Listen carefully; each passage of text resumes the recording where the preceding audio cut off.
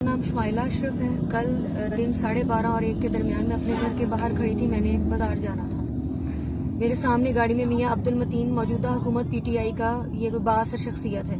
ये मुसलसल अपनी गाड़ी में बैठा मुझे गंदे इशारे कर रहा था। मैंने इसको इग्नोर करके मुंह दूसरी तरफ कर लिया तो ये अपनी गाड़ी से उतर के आया है और मेरे साथ इसने हाथापाई शुरू कर दी। मेरा स्वेटर फाड़ दिया, मुझे थप्पड़ मारे, मेरे पेट में टांगे मारी हैं। मेरे हस्बैंड आए मुझे बचाने, इसने उनको भी नीचे गिरा लिया। इसके 5 गार्ड आ गए, उन्होंने मेरे हस्बैंड के बाजू पकड़ लिए और मुक्के मारने शुरू कर दिए। मैंने बचाने की कोशिश की तो इसके घर से इसका बड़ा भाई जावेद इकबाल सऊदी अरब से आया। वो आके उसने मुझे थप्पड़ मारने शुरू कर दिया और मेरा यहाँ गला उसने पकड़ लिया। सारा मोहल्ला इकट्ठा हो गया लेकिन किसी ने हमें नहीं छुड़वाया। इसी दौरान मेरा ड्राइवर आया गफूर अहमद, उसने मुझे छुड़वाया इनसे। मेरे वालिद साहब आ गए, घर से शोर शराबा सुन के हम दोनों को छुड़वाया। मेरे हस्बैंड के पूरी शर्ट फाड़ के नंगा कर दिया। हम इसी हालत में थाने गए हैं बूरेवाला के।